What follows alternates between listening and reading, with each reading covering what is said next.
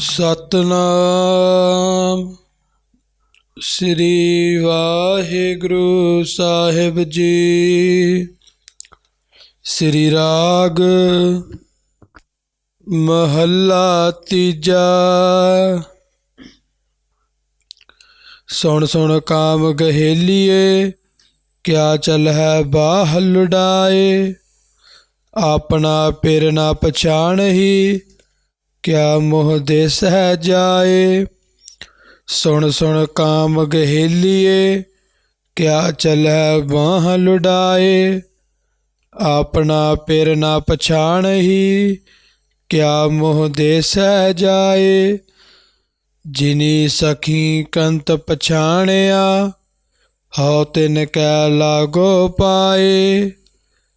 ਤਿਨ ਹੀ ਜੈਸੀ ਥੀ ਰਹਾ, ਸਤ ਸੰਗਤ ਮੇਲ ਮਿਲਾਏ। ਮੁੰਦੇ ਕੂੜ ਮੁਠੀ ਕੂੜਿਆਰ, ਪਿਰ ਪ੍ਰਭ ਸਾਚਾ ਸੋਹਣਾ। ਪਾਈਐ ਗੁਰ ਵਿਚਾਰ ਰਹਾਉ, ਮਨ ਮੁਖ ਕੰਤ ਨਾ ਪਛਾਣਈ। ਤਿਨ ਕਿਉ ਰਹਿਣ ਵਿਹਾਏ।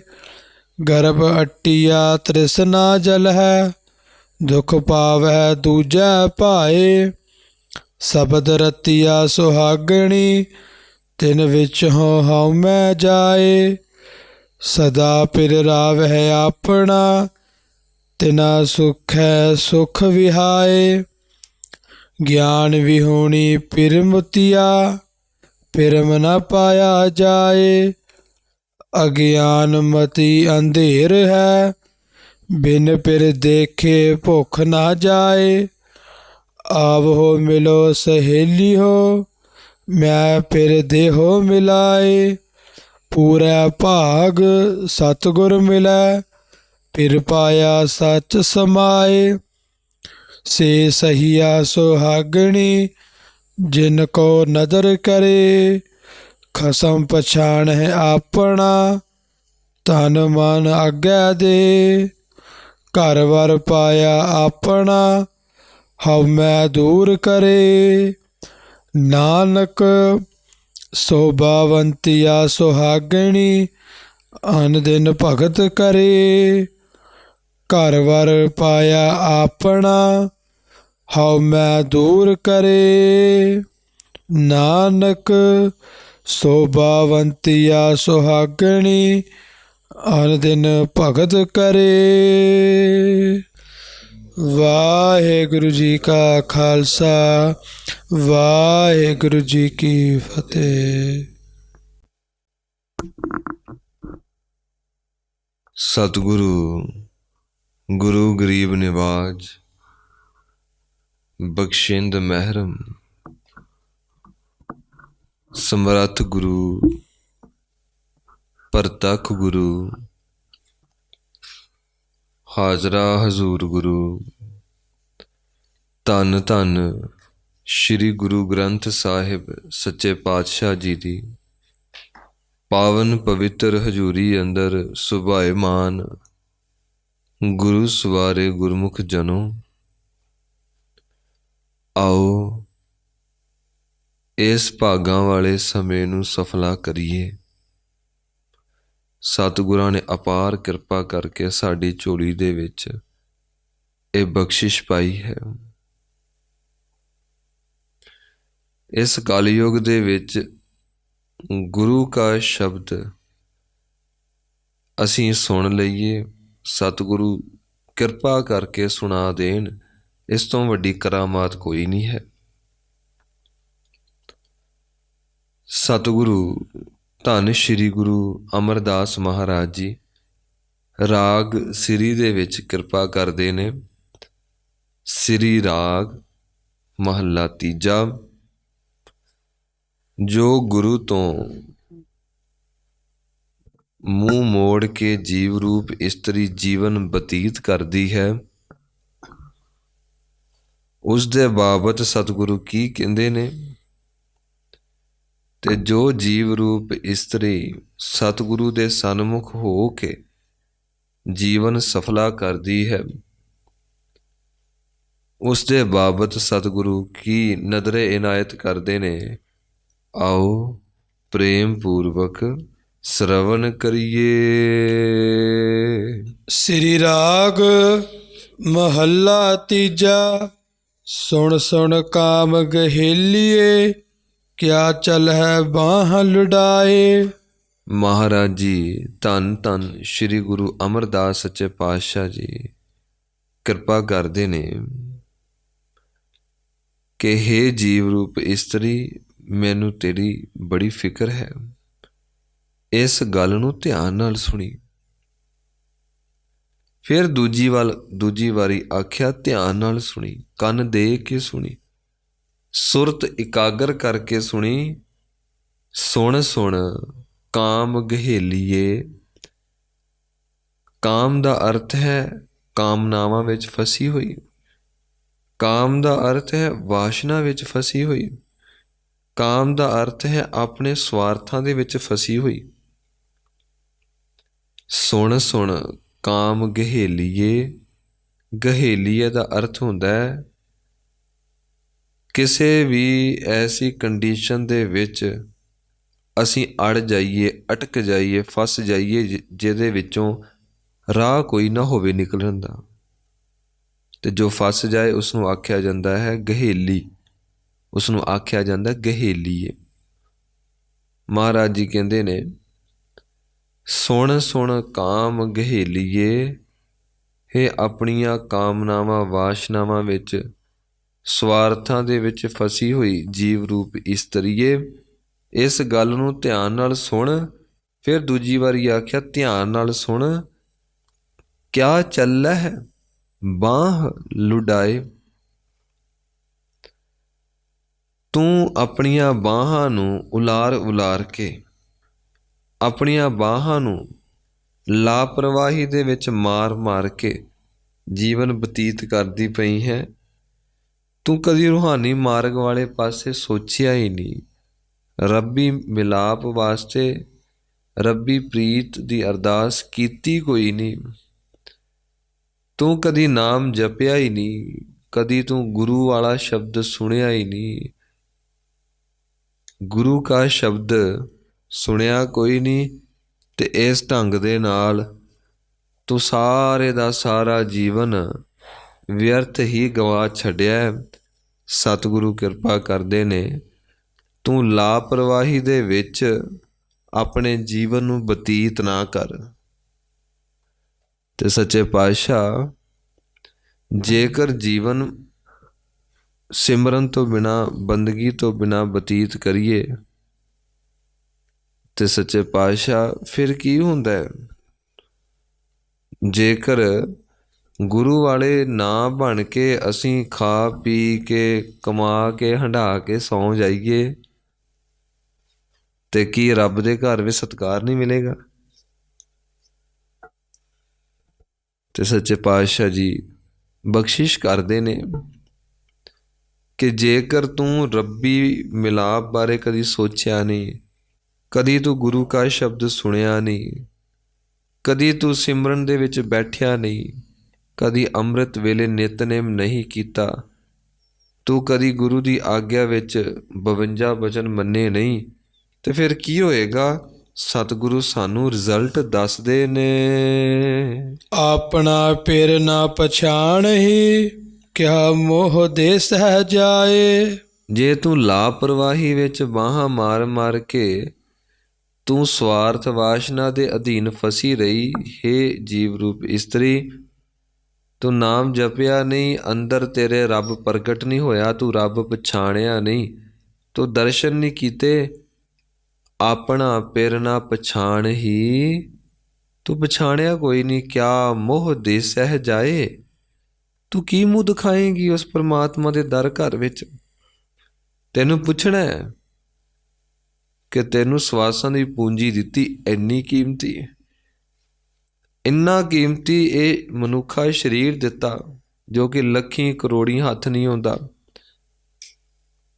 ਕਈ ਧਰਤੀਆਂ ਨੂੰ ਵੇਚ ਕੇ ਵੀ ਸਰੀਰ ਖਰੀਦਣਾ ਚਾਹੇ ਨਹੀਂ ਮਿਲਦਾ। ਇਸ ਸਰੀਰ ਨੂੰ ਤਾਂ ਦੇਵੀ ਦੇਵਤੇ ਵੀ ਤਰਸਦੇ ਨੇ। ਇਸ ਦੇਹੀ ਕੋ ਸਿਮਰਹਿ ਦੇਵ, ਸੋ ਦੇਹੀ ਭਜ ਹਰ ਕੀ ਸੇਵ। ਤੇ ਮਹਾਰਾਜ ਜੀ ਕਹਿੰਦੇ ਨੇ ਅੱਗੇ ਮੂੰਹ ਕੀ ਦਿਖਾਏਂਗੀ, ਕੀ ਕਹੇਂਗੀ? ਖਾ ਕੇ, ਪੀ ਕੇ, ਕਮਾ ਕੇ, ਪੜ੍ਹ ਕੇ, ਹੱਸ ਕੇ, ਸੌਂ ਕੇ, ਪਰਿਵਾਰ ਵੱਡਾ ਕਰਕੇ, ਘਰ ਵੱਡਾ ਕਰਕੇ, ਕਾਰੋਬਾਰ ਵੱਡਾ ਕਰਕੇ, ਤੇ ਮੈਂ ਇੰਨਾ ਕੁਝ ਕਮਾ ਲਿਆ। ਮਹਾਰਾਜ ਜੀ ਨੇ ਕਹਿਣਾ ਤੂੰ ਕੁਝ ਵੀ ਨਹੀਂ ਕਮਾਇਆ। ਮਿੱਟੀ ਇਕੱਠੀ ਕੀਤੀ, ਮਿੱਟੀ ਖਾਧੀ, ਅਖੀਰ 'ਚ ਮਿੱਟੀ ਹੋ ਗਿਆ। ਜੋ ਤੈਨੂੰ ਪੂੰਜੀ ਦਿੱਤੀ ਸੀ ਇਹ ਇਸ ਕਰਕੇ ਦਿੱਤੀ ਸੀ ਕਿ ਜਿਉਂਦੇ ਜੀ ਮੁਕਤ ਹੁੰਦਾ, ਜਿਉਂਦੇ ਜੀ ਪ੍ਰਕਾਸ਼ ਅੰਦਰ ਹੁੰਦਾ, ਜਿਉਂਦੇ ਜੀ ਰੱਬੀ ਮਿਲਾਪ ਹੁੰਦਾ। ਪਰ ਕਿਸੇ ਨੂੰ ਕੋਈ ਫਿਕਰ ਨਹੀਂ, ਸਾਰਿਆਂ ਨੂੰ ਫਿਕਰ ਬਸ ਇੱਕੋ ਹੈ ਜੀ। ਸੱਚੀ ਬਾਤ ਹੈ, ਕੌੜੀ ਜ਼ਰੂਰ ਹੈ ਪਰ ਸੱਚੀ ਹੈ। ਮਹਾਰਾਜ ਜੀ ਬਚਨ ਕਰਦੇ ਨੇ ਹਰ ਬੰਦੇ ਨੂੰ ਫਿਕਰ ਇਹੀ ਹੈ, ਪੈਸਾ ਕਿਵੇਂ ਕਮਾਈਏ, ਪੈਸਾ ਕਮਾ ਕੇ ਘਰ ਕਿਵੇਂ ਬਣਾਈਏ, ਖਾਣ ਪੀਣ ਦਾ ਜੁਗਾੜ ਕਿਵੇਂ ਕਰੀਏ, ਮੋਟਰ ਕਾਰਾਂ ਮਿਲ ਜਾਣ, ਕਾਰੋਬਾਰ ਚੰਗਾ ਹੋਵੇ। ਬੰਦੇ ਦਾ ਧਿਆਨ ਇੱਥੋਂ ਤੱਕ ਹੀ ਸੀਮਤ ਹੈ ਬਸ। ਪਰਿਵਾਰ ਦੇ 2 3 4 ਕੁ ਬੋਟ ਹੋਣ, 4 ਕੁ ਪੰਛੀ ਹੋਣ, 4 ਕੁ ਜੀ ਹੋਣ, ਉਹਨਾਂ ਨੂੰ ਦਾਣਾ ਪਾਈ ਜਾਈਏ, ਸੋਹਣੇ ਸੋਹਣੇ ਕੱਪੜੇ ਪਾਈ ਜਾਈਏ, ਤੇ ਬਸ ਘਰੋਂ ਨਿਕਲੇ, ਕੰਮ ਕੀਤਾ, ਫਿਰ ਘਰੇ ਆ ਗਏ, ਖਾਧਾ ਪੀਤਾ, ਹੱਸੇ ਖੇਡੇ, ਸੌਂ ਗਏ। ਵੀਕਐਂਡ 'ਤੇ ਘੁੰਮਣ ਚਲੇ ਗਏ, ਫਲਾਣੇ ਹੋਟਲ, ਉਸ ਥਾਂ 'ਤੇ ਹਿਲ ਸਟੇਸ਼ਨ ਚਲੇ ਗਏ। ਗੁਰੂ ਮਹਾਰਾਜ ਜੀ ਕਹਿੰਦੇ ਨੇ ਤੇਰੀ ਜ਼ਿੰਦਗੀ ਇੰਨੀ ਕੁ ਸੀਮਤ ਹੈ ਕਿ ਮੈਨੂੰ ਪਰਵਾਹ ਨਹੀਂ। ਮੈਂ ਤਾਂ ਤੈਨੂੰ ਰੱਬ ਹੁੰਦਾ ਦੇਖਣਾ ਚਾਹੁੰਦਾ ਹਾਂ। ਸੱਚੇ ਪਾਤਸ਼ਾਹ, ਇਹਦਾ ਅਰਥ ਕਿ ਅਸੀਂ ਉੱਥੇ ਕੀ ਮੂੰਹ ਦਿਖਾਵਾਂਗੇ ਤੇ ਕੀ ਕਰੀਏ? ਮਹਾਰਾਜ ਜੀ ਕਹਿੰਦੇ ਨੇ ਨਾਮ ਜਪ। ਤੇ ਸੱਚੇ ਪਾਤਸ਼ਾਹ ਨਾਮ ਜਪਣ ਦਾ ਜੀ ਨਹੀਂ ਕਰਦਾ, ਇੱਛਾ ਨਹੀਂ ਹੁੰਦੀ। ਤੇ ਮਹਾਰਾਜ ਸੱਚੇ ਪਾਤਸ਼ਾਹ ਜੀ ਨੇ ਬਚਨ ਕੀਤਾ, ਜੇ ਤੇਰੇ ਅੰਦਰ ਪਿਆਰ ਪੈਦਾ ਨਹੀਂ ਹੁੰਦਾ ਪਿਆ, ਜੇ ਤੇਰਾ ਜੀ ਨਹੀਂ ਕਰਦਾ, ਤੇਰਾ ਚਿੱਤ ਨਹੀਂ ਕਰਦਾ, ਫਿਰ ਇੱਕ ਕੰਮ ਕਰ। ਕੀ ਕੰਮ ਕਰ? ਤੂੰ ਹੁਣ ਉਹਨਾਂ ਦੀ ਸੰਗਤ ਕਰ ਜੋ ਨਾਮ ਜਪ ਜਪ ਕੇ ਪਹੁੰਚ ਗਏ। ਅਸੀਂ ਹੁਣ ਕਹੀਏ ਕਿ ਉਹਨਾਂ ਦੀ ਸੰਗਤ ਅਸੀਂ ਕਿਵੇਂ ਕਰ ਸਕਦੇ ਹਾਂ? ਉਹਨਾਂ ਦਾ ਬਚਨ ਕਮਾ ਕੇ। ਜਦੋਂ ਆਪਾਂ ਕਿਸੇ ਦਾ ਬਚਨ ਕਮਾਉਂਦੇ ਹਾਂ, ਸਾਰੀ ਸ਼ਕਤੀ ਉਹਦੀ ਸਾਡੇ ਵੱਲ ਪ੍ਰਵਾਹਿਤ ਹੋ ਜਾਂਦੀ ਹੈ। ਜਿਵੇਂ ਸੰਤ ਬਾਬਾ ਜਵਾਲਾ ਸਿੰਘ ਜੀ ਹਰਖੋਵਾਲ ਵਾਲੇ, ਸੰਤ ਬਾਬਾ ਸੁੰਦਰ ਸਿੰਘ ਜੀ ਭਿੰਡਰਾਂ ਵਾਲੇ ਮਹਾਂਪੁਰਖ, ਸੰਤ ਬਾਬਾ ਗੁਰਬਚਨ ਸਿੰਘ ਜੀ ਭਿੰਡਰਾਂ ਵਾਲੇ ਮਹਾਂਪੁਰਖ। ਇਸ ਢੰਗ ਦੇ ਨਾਲ ਉਹਨਾਂ ਮਹਾਂਪੁਰਖਾਂ ਦੇ ਬਚਨ ਕਮਾ ਲਈਏ, ਬਸ ਸਾਡਾ ਜੀਵਨ ਸਫਲਾ ਹੈ। ਸੱਚੇ ਪਾਤਸ਼ਾਹ ਜੀ ਕਹਿੰਦੇ ਨੇ ਸੰਗਤ ਕਰ। ਕਿਹਨਾਂ ਦੀ? ਆਓ ਸ਼ਰਵਣ ਕਰੀਏ। ਜਿਨੀ ਸਖੀ ਕੰਤ ਪਛਾਣਿਆ, ਹਉ ਤਿਨ ਕੈ ਲਾਗੋ ਪਾਏ। ਇੱਥੇ ਸਖੀ ਬੋਲਾਂਗੇ। ਜਿਨੀ ਸਖੀ ਕੰਤ ਪਛਾਣਿਆ, ਜਿਨ੍ਹਾਂ ਜੀਵ ਰੂਪ ਇਸਤਰੀਆਂ ਨੇ, ਜਿਨ੍ਹਾਂ ਆਤਮਾਵਾਂ ਨੇ ਗੁਰਮੰਤਰ ਜਪਦੇ ਜਪਦੇ ਜਪਦੇ ਜਪਦੇ ਰੱਬ ਪਛਾਣ ਲਿਆ, ਰੱਬੀ ਮਿਲਾਪ ਹਾਸਲ ਕਰ ਲਿਆ।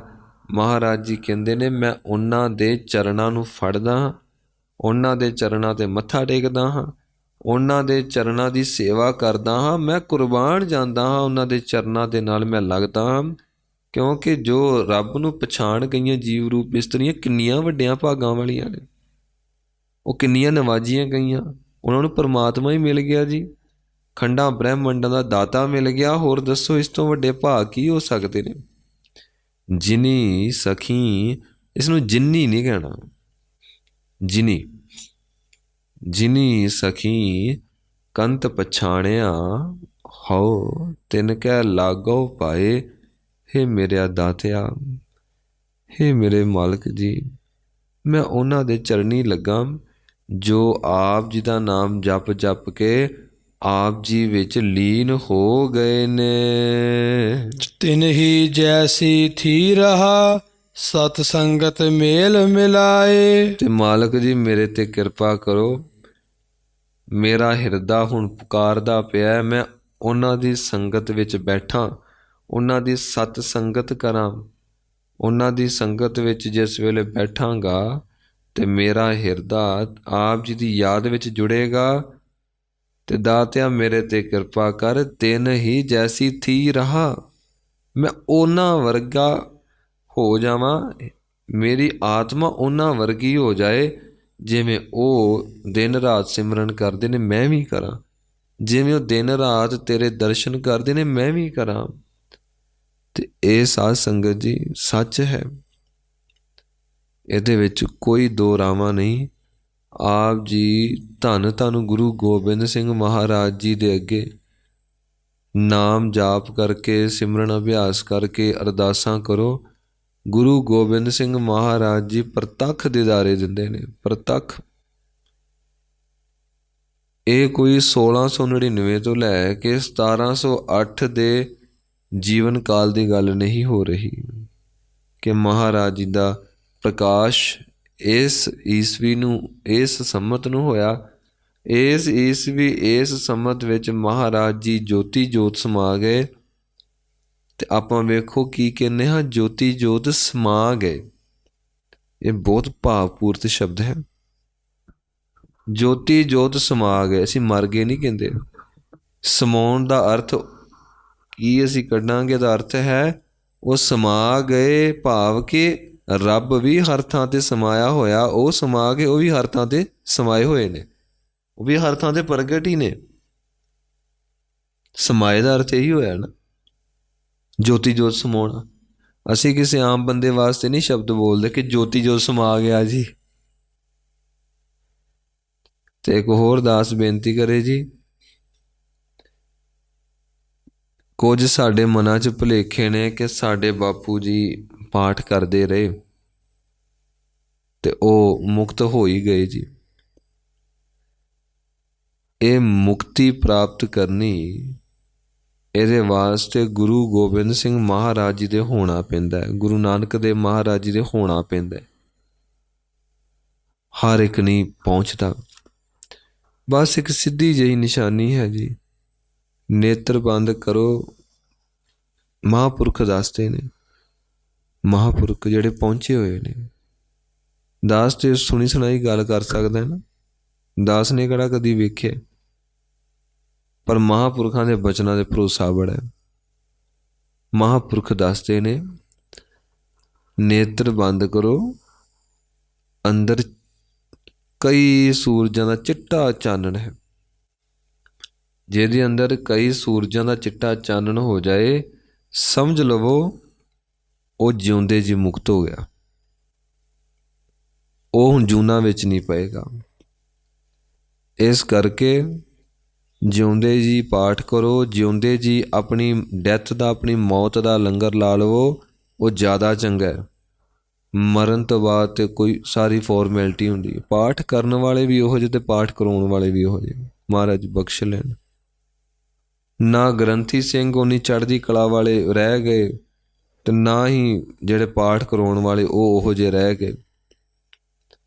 ਇਸ ਕਰਕੇ ਸਾਡਾ ਜੀਵਨ ਦਾ ਢਾਂਚਾ ਵਿਗੜ ਗਿਆ।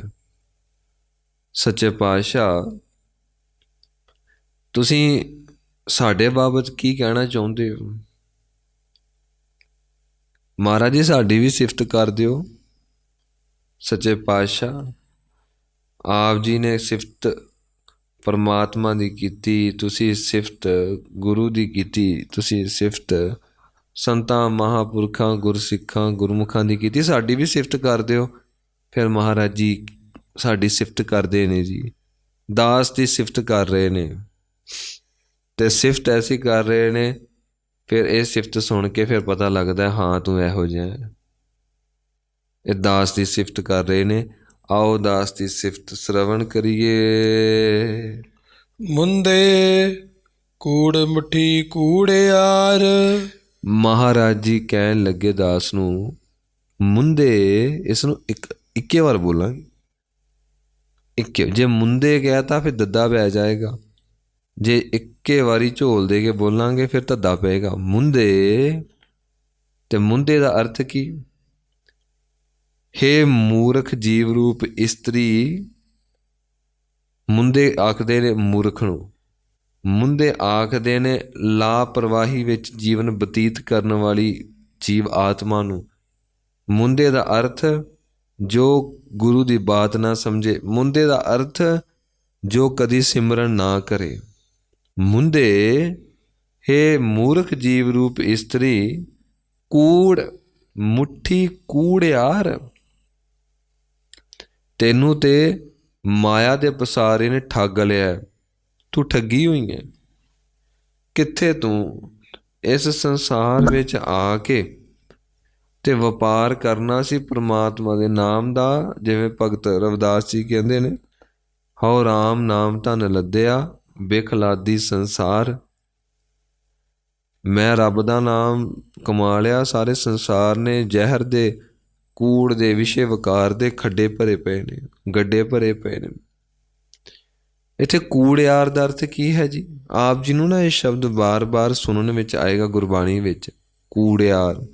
ਇਹਦਾ ਅਰਥ ਹੈ ਕੂੜ ਦਾ ਵਪਾਰ ਕਰਨ ਵਾਲੀ ਜੀਵ ਰੂਪ ਇਸਤਰੀ। ਕੂੜ ਕਹਿੰਦੇ ਨੇ ਝੂਠ ਨੂੰ, ਕੂੜ ਕਹਿੰਦੇ ਨੇ ਵਿਸ਼ੇ ਵਕਾਰ ਨੂੰ, ਕੂੜ ਕਹਿੰਦੇ ਨੇ ਮਾੜੇ ਕਰਮਾਂ ਦੇ ਜ਼ਹਿਰ ਨੂੰ, ਕੂੜ ਕਹਿੰਦੇ ਨੇ ਪਾਪਾਂ ਦੀਆਂ ਜੜ੍ਹਾਂ ਨੂੰ। ਵਪਾਰ ਕਰਨਾ ਸੀ ਰੱਬ ਦੇ ਨਾਮ ਦਾ ਤੇ ਤੂੰ ਵਪਾਰ ਕਰ ਲਿਆ ਇਸ ਵਿਸ਼ੇ ਵਾਸ਼ਨਾ ਦੇ ਵਿਕਾਰਾਂ ਦਾ, ਜ਼ਹਿਰ ਦਾ। ਇਸ ਕਰਕੇ ਕੂੜਿਆਰ ਦਾ ਅਰਥ ਜੋ ਵਿਸ਼ੇ ਵਕਾਰਾਂ ਦਾ ਵਣਜ ਕਰਕੇ ਜੀਵ ਰੂਪ ਇਸਤਰੀ ਜਾਏ। ਮਹਾਰਾਜ ਜੀ ਨੇ ਬਚਨ ਕੀਤਾ, ਹਰ ਵੇਲੇ ਤੇਰੇ ਦਿਮਾਗ 'ਚ ਪੈਸਾ ਹੀ ਪੈਸਾ ਤੁਰਿਆ ਰਹਿੰਦਾ, ਪੈਸਾ ਪੈਸਾ। ਤੇ ਦਾਸ ਬੇਨਤੀ ਕਰੇ ਜੀ, ਵੱਡੇ ਵੱਡੇ ਆਏ, ਸਿਕੰਦਰ ਵਰਗੇ, ਦਾਰਾ ਵਰਗੇ, ਕਾਰੂ ਬਾਦਸ਼ਾਹ ਵਰਗੇ, ਜਿਨ੍ਹਾਂ ਨੇ ਮੁਰਦਿਆਂ ਦੇ ਮੂੰਹ ਦੇ ਵਿੱਚੋਂ ਵੀ ਰੁਪਈਏ ਕਢਵਾ ਲਏ। ਕਹਿੰਦਾ ਮੈਂ ਸਾਰੀਆਂ ਕਬਰਾਂ ਪੁੱਟ ਦਿਓ, ਮੈਂ ਸਾਰੀ ਦੁਨੀਆ ਦੀ ਦੌਲਤ ਇਕੱਠੀ ਕਰਨੀ ਆ, ਕਿਸੇ ਕੋਲ ਮੈਂ 1 ਰੁਪਈਆ ਨਹੀਂ ਰਹਿਣ ਦੇਣਾ। ਕਾਰੂ ਬਾਦਸ਼ਾਹ। ਤੇ ਇੱਥੋਂ ਤੱਕ ਉਹਨੇ ਆਈਡੈਂਟੀਫਾਈ ਕਰਨ ਵਾਸਤੇ ਇਹ ਕਹਿ ਦਿੱਤਾ ਕਿ ਜੇਕਰ ਕਿਸੇ ਦੇ ਕੋਲ 1 ਰੁਪਈਆ ਹੋਵੇ ਤੇ ਮੈਂ ਆਪਣੀ ਕੁੜੀ ਦਾ ਰਿਸ਼ਤਾ ਕਰ ਦਿਆਂਗਾ। ਉਹਨੇ ਸਾਰੇ ਪਾਸੇ ਤਫਤੀਸ਼ ਕਰਾਈ ਕਿ ਨਾ ਕੋਈ ਐਸੀ ਹਵੇਲੀ ਰਹਿ ਗਈ, ਨਾ ਕੋਈ ਐਸਾ ਮਹਿਲ ਰਹਿ ਗਿਆ। ਮੈਂ ਸਾਰਿਆਂ ਦੇ ਪੈਸੇ ਲੁੱਟ ਲਏ ਨੇ, ਸਾਰਿਆਂ ਦੇ ਪੈਸੇ ਇਕੱਠੇ ਕਰ ਲਏ, ਕਿਸੇ ਕੋਲ 1 ਰੁਪਈਆ ਨਹੀਂ ਰਹਿ ਗਿਆ। ਫਿਰ ਇੱਕ ਗਰੀਬ ਬੱਚਾ ਆਉਂਦਾ ਆਪਣੀ ਮਾਂ ਕੋਲ, ਕਹਿੰਦਾ ਮਾਂ ਜੀ, ਮੈਂ ਉਸ ਬਾਦਸ਼ਾਹ ਦੀ ਕੁੜੀ ਦੇ ਨਾਲ ਵਿਆਹ ਕਰਨਾ ਹੈ, ਸ਼ਾਦੀ ਕਰਨੀ, ਮੈਨੂੰ 1 ਰੁਪਈਆ ਦੇ ਦਿਓ। ਹੁਣ ਮਾਤਾ ਕਹਿਣ ਲੱਗੀ, ਪੁੱਤ ਉਹਦੇ ਸਾਰੇ ਲੁੱਟ ਕੇ ਲੈ ਗਿਆ। ਫਿਰ ਉਸ ਵੇਲੇ ਮਾਂ ਦੇ ਖਿਆਲ ਵਿੱਚ ਆਇਆ, ਕਹਿਣ ਲੱਗੀ ਮਾਂ ਕਿ ਪੁੱਤ ਤੂੰ ਖੁਸ਼ ਹੋਵੇਂ, ਜਾਂ ਆਪਣੇ ਪਿਓ ਦੀ ਕਬਰ ਤੱਕ ਪਹੁੰਚ। ਜਦੋਂ ਮੁਰਦੇ ਨੂੰ ਦਫਨ ਕੀਤਾ ਜਾਂਦਾ ਹੈ ਤੇ ਉਹਦੇ ਮੂੰਹ ਦੇ ਵਿੱਚ ਰੁਪਈਆ ਰੱਖ ਕੇ, ਜਾਂ ਪੈਸਾ ਰੱਖ ਕੇ, ਜਾਂ ਟਕਾ ਰੱਖ ਕੇ ਤੇ ਉਸਨੂੰ ਦਫਨ ਕੀਤਾ ਜਾਂਦਾ ਹੈ। ਅਮੀਰ ਬੰਦੇ ਰੁਪਈਆ ਰੱਖਦੇ ਨੇ, ਗਰੀਬ ਜਿਵੇਂ ਜਿਵੇਂ ਲੈਵਲ ਲੋ ਹੋਈ ਜਾਂਦਾ ਹੈ ਉਸੇ ਤਰ੍ਹਾਂ ਕਰੰਸੀ ਬਦਲਦੀ ਰਹਿੰਦੀ ਹੈ। ਵੇਖੋ ਜੀ, ਉਹਨੇ ਆਪਣੇ ਪਿਤਾ ਦੀ ਕਬਰ ਪੁੱਟੀ, ਪਿਤਾ ਦੀ ਕਬਰ ਦੇ ਵਿੱਚੋਂ ਜਿਸ ਵੇਲੇ ਰੁਪਈਆ ਕੱਢਿਆ, ਰੁਪਈਆ ਕੱਢ ਕੇ ਤੇ ਉਹਨੇ ਬਾਦਸ਼ਾਹ ਅੱਗੇ ਰੱਖਿਆ ਕਿ ਇਹ ਰਹੀ ਤੇਰੀ ਸ਼ਰਤ, ਮੈਂ ਪੂਰੀ ਕੀਤੀ, ਹੁਣ ਤੂੰ ਆਪਣੀ ਸ਼ਰਤ ਜਿਹੜੀ ਹੈ ਨਾ, ਜੋ ਤੂੰ ਆਖਿਆ ਸੀ, ਹੁਣ ਤੂੰ ਆਪਣਾ ਵਚਨ ਪੁਗਾ। ਮੈਂ ਆਪਣਾ ਪੁਗਾਤਾ, ਰੁਪਈਆ ਦੇ ਦਿੱਤਾ, ਹੁਣ ਤੇ ਬੱਚੀ ਦਾ ਆਨੰਦ ਕਾਰਜ ਕਰਵਾ। ਉਹਨੇ ਆਨੰਦ ਕਾਰਜ ਕੀ ਕਰਵਾਉਣਾ ਸੀ ਗਰੀਬ ਜਿਹੇ ਬੰਦੇ ਨਾਲ? ਉਹਨੇ ਪੁੱਛਿਆ, ਪਹਿਲਾਂ ਇਹ ਦੱਸ ਇਹ ਰੁਪਈਆ ਮਿਲਿਆ ਕਿੱਥੋਂ? ਮੈਂ ਤੇ ਸਾਰੇ ਆਸੇ ਪਾਸੇ ਜਿੱਥੋਂ ਤੱਕ ਮੇਰਾ ਰਾਜ ਹੈ, ਮੈਂ ਤਾਂ ਰੁਪਈਏ ਕਿਸੇ ਦੇ ਹੱਥ 'ਚ ਰਹਿਣ ਨਹੀਂ ਦਿੱਤੇ।